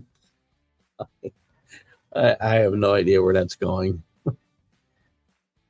By the way, Cody Bellinger, they posted after he signed with the Yankees, they posted I got to get my picks in here. They posted an old video of him just railing on the Astros. Get over it, guys. Most overrated freaking scandal in the history of professional sports that wasn't called Deflategate. Just stupid. But get your teams better. Danny, just because West Coast teams suck this year, the weather shouldn't play into those games. It's not cold until the playoffs, so whether it's equal or not, if you earn a home team, I hate outdoor football. Hate it. The game was made to be played in the elements. And Northeast teams, if they get home games, then they should have an advantage, right? If Indiana didn't want to go to Notre Dame, then they should have done better and had a better seeding than Notre Dame. And the same with SMU, and the same with who had to go? Tennessee. And I don't think the weather factored into any of these games, quite frankly. Okay, thanks from Wisconsin. Good morning, Jeremy. How are you, buddy? The kneecap biter himself. I like your Lions today. We're going to do our picks real quick. You guys, we got about 20 minutes, a little less than 20 minutes left. I'll get back to your comments. Let's do the picks and review who's ahead here. Before I do my picks, I'm not ahead. I think Rick went back into the lead here. The Vikings, the Skull Vikings last week with 14. By the way, we had some big scores yesterday. Last week, the generic ESPN guy and the Sports Nut both had 15. Rick and Kenny both had 14, and so did Drew. Great week. Paul 13, great week. JB 12. Cam, I don't know who that is. Cam 22's picks. I don't know who that is. They weren't picking all year. And Keith had just 11, and the Poppies 2 had 50. I'm sorry, 5. And our leaders are 164 for Rick, one game ahead of the generic ESPN guy. The Sports Nut has 161. JB is tied with him with 161. Paul's got 149. The rest of us are out of this, by the way. Paul, Drew, 149, 147. Poppy with 142. Keith with 138. Can't get out of his own way. My picks today, we're already 3-0 this week. Had the Chargers, had the Chiefs. Chiefs just keep winning. They're the best team in football because they win games. Are they pretty all the time? Nope. They know how to win games. They got a quarterback and they got a coach and a lot of coaches and some other players that know how to win games. I also had the Ravens. Good win for them yesterday. Russell Wilson kind of showed me again why he's not going to win any more Super Bowls. Bad pick six and a horrendous fumble on a long run. Anyway, we will take with today's games. The Bengals should win easily over the Browns. That might be a bet for me today. Falcons over the Giants. Yes, Danny. Even with Michael Penix starting, the Falcons should find a way to beat the lowly Giants. I'll take the Lions outdoors over the Bears. I think the Lions certainly want to make a statement here. That may be a bet. We'll see. It's a little high, but we'll see. I'll take the Colts in a game nobody gives a crap about. Colts over the Titans at home. I'll take the Jets. I'm going to take the Jets today to beat the Rams. I might even bet them. Rams having to go west to east, play outside, cold weather. I do think it'll affect this team. I think the Jets win. Jets played a pretty good football, probably their best football game of the year last year. The bar's not set terribly high, though. I like the Commanders to beat the Eagles at home today. Eagles due for a little letdown, maybe peaking a little early. I'm going to take the Carolina Panthers today over the Cardinals, bucking a big trend, 92% going towards the Cardinals. I'll take the Seahawks at home, getting 3. Well, they just got to win. I'll take the Seahawks at home, even though, as James Martin pointed out to me this morning, Seahawks have not been their traditionally really good home team this year. I'll take the Patriots over the Bills, and no, I'm going to lose that game. I won't comment on it anymore. The Raiders over the Jacksonville. Bad as the Raiders are, I'm not sure how Jacksonville can be favored to win this game. I'll take the Dolphins, even in their banged-up condition, to beat the 49ers at home. I'll take the Cowboys over the Buccaneers, which is bucking the trend a little bit, and I'll take the Packers in an easy pick over the Saints. With that said, take it for what it's worth. Anyway, let's get back to these comments here. A's 3 cities. Yeah, Philadelphia. No, they didn't win in Kansas City. The A's only won in Philadelphia and Oakland, I believe, Paul. I could be wrong, but I think that's correct. I do not remember the Kansas City A's winning a World Series. But they have played in 3 cities. 4. Actually, they're about to play in 4 and then 5 cities. So, thank goodness no Alabama. And again, as we've talked about this throughout the show, Jeremy, they have no argument. The fact that these teams went and got blown out does not factor into whether they're the right choices to begin with.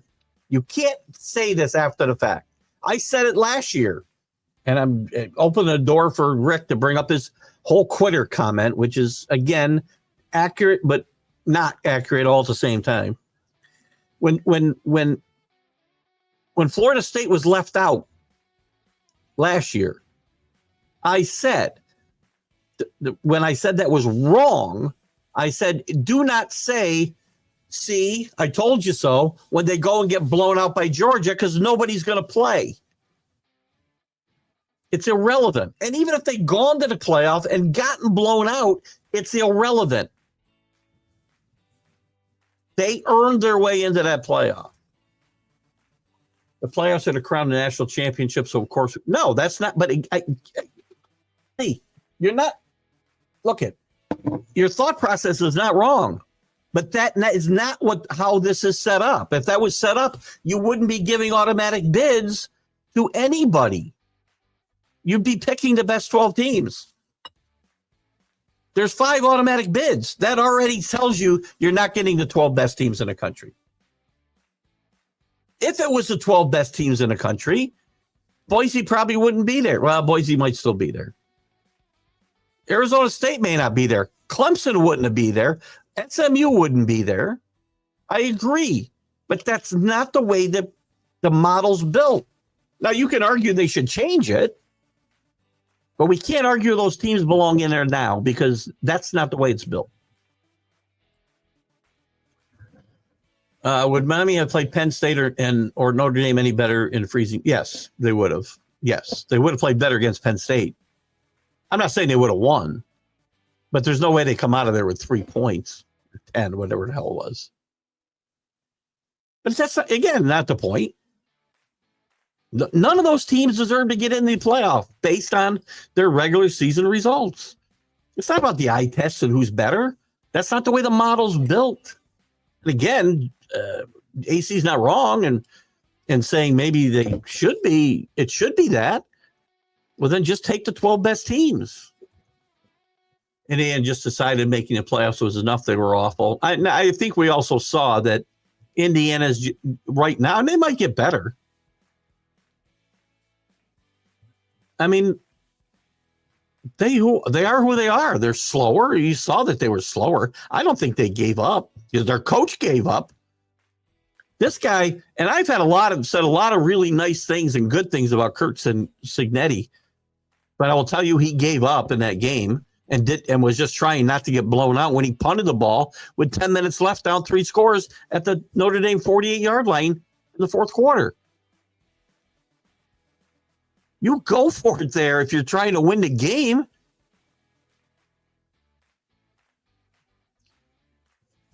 Coaches quit in that game, in my mind. AC, if it wasn't for the crazy lucky fourth quarter and an okay at best California Bears game, they wouldn't even have been in the talk. That's a good point. Look, I watched every down of every Miami game virtually. I might have missed a play here and there with an emergency trip to the bathroom, a conversation at a bar, whatever. But I virtually every play of every game. Oh, fell asleep during the Cal games. This team is not one of the 12 best teams in the country. I will say you're right about Miami not deserving it, but I hope the conference can figure it out something. Again, they made their own beds. These conferences want to have all this realignment and have these super conferences, 16 teams, no divisions. They made their own bed. They can sleep in it now and suffer the consequences as far as I'm concerned. I have no sympathy for anybody who got left out of this playoff. None. Because a lot of it is geared to the fact of their own greed and follow money. Kenny talks about it all the time. Their own greed led to these teams potentially being left out of the playoff because they cannibalized each other in the SEC.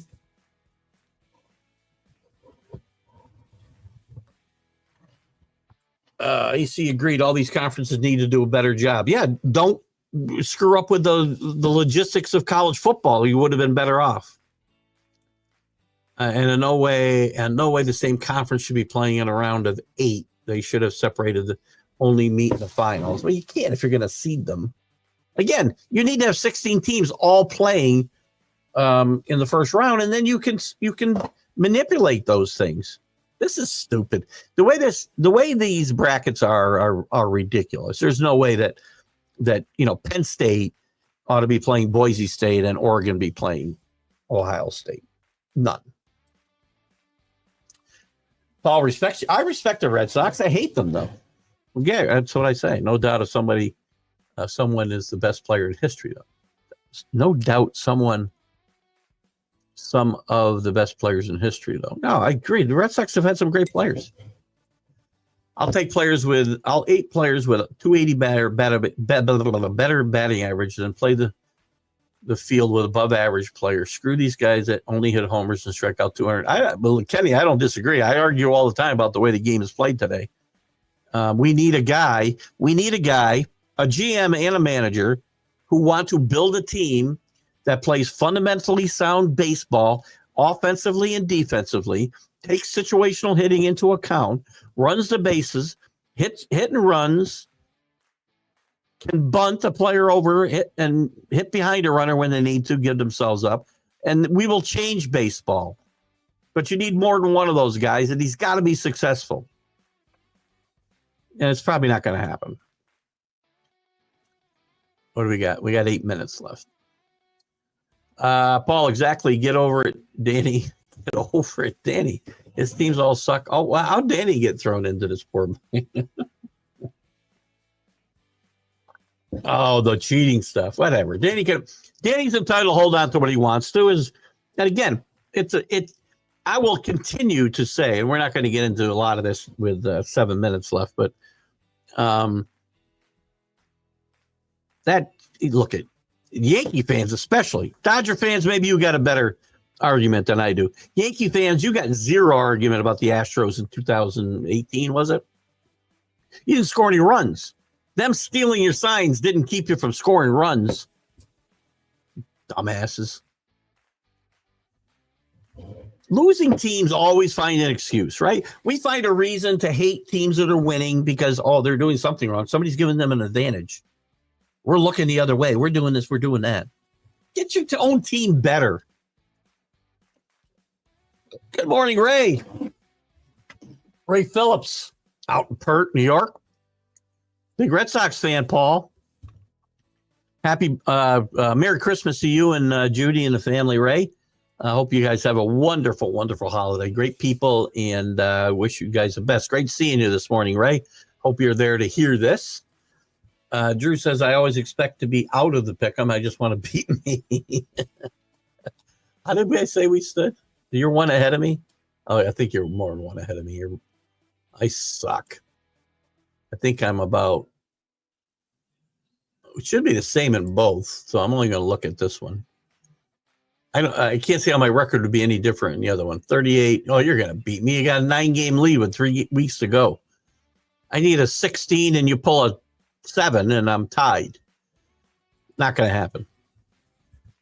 Danny likes the Jets today. So do I. The Paul Spada favorite Aaron Rodgers Eagles, huh?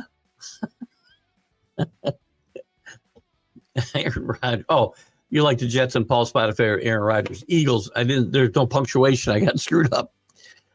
Eagles win as well. Best bet Packers Monday. Yeah, quite possibly. Paul, you should have stayed with Wisconsin. I feel like what it takes to earn that bid shows what you could be. Huh? Hang on. I feel like what it takes to earn that bid shows that you could be one of the best. Theoretically, yeah. But again, the system's not built to just look for the 12 best teams. It's not. If that was the case, there'd be no at-large bids. Right? Bama fans are like Oregon fans.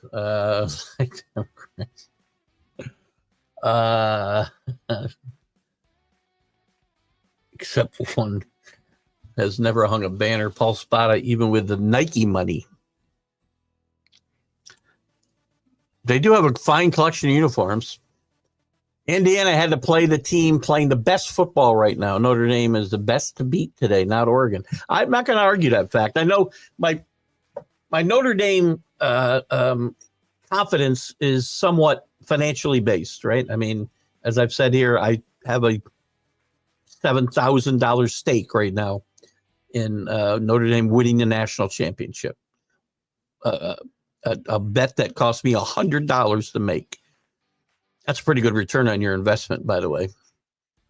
But I do think Notre Dame, I always try to remove myself from that type of influence. It's impossible to do it in its entirety. But I will tell you that I think that Notre Dame is playing great football on both sides. Riley Leonard's playing as good maybe as any quarterback in this tournament right now. And their defense has been very, very good. They might be the most complete team here right now. Again, I do have some bias. I'll give you that. I love the Red Sox and still listen to Keith.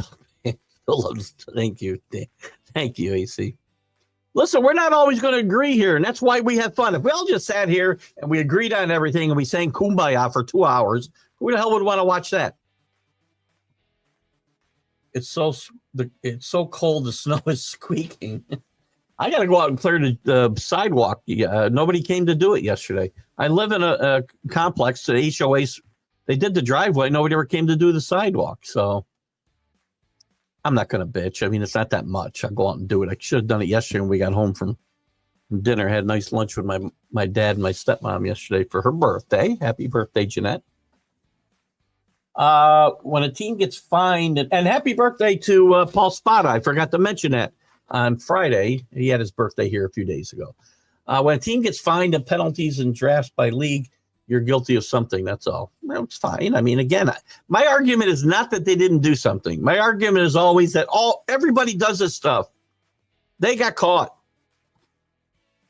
Selective punishment. That's all I'm saying. We can argue that at a different time. The same time when we bring in Paul on the MLB update to argue the shift. Here's a headline for you. Gerard Mayo expects to return as Patriots head coach, barring collapse over final weeks. Oh, good. I do not expect the Crafts to fire Mayo. I really don't. Do I think he's the long-term answer? I'm beginning to have my doubts. I do think you'll see a lot of changes, and I got to wrap this up. A lot of changes on the Patriots staff next year, starting with Covington, the defensive coordinator, and maybe Alex Van Pelt. Danny, I guess cheaters are like the other side trying to keep Keyshow from political scene. Thank you.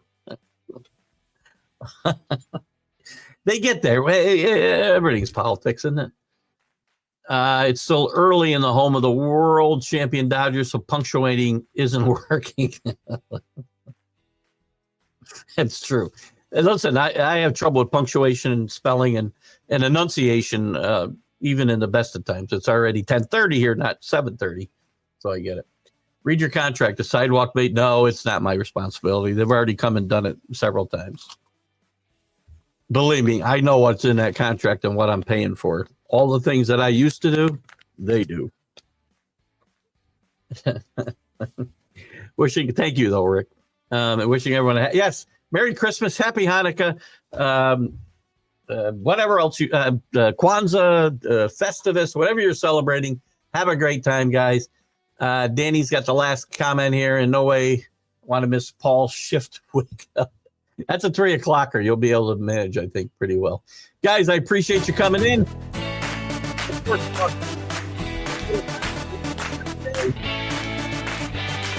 Football season is here, and SeatGeek is my go-to for buying tickets. Now with SeatGeek, every single ticket is backed with their buyer guarantee. We've all had plans change, and when you can't make it to the big game, SeatGeek has you covered. They're the only ticketer that allows you to return your tickets ahead of the event for credit with SeatGeek swaps. So when things come up, I know that my tickets won't go to waste. So what are you waiting for? Download the SeatGeek app to maximize your possibilities and shop live events with confidence. You're listening to Keith Engle, the host of TGI Sports Talk on the National Streaming Sports Roku channel.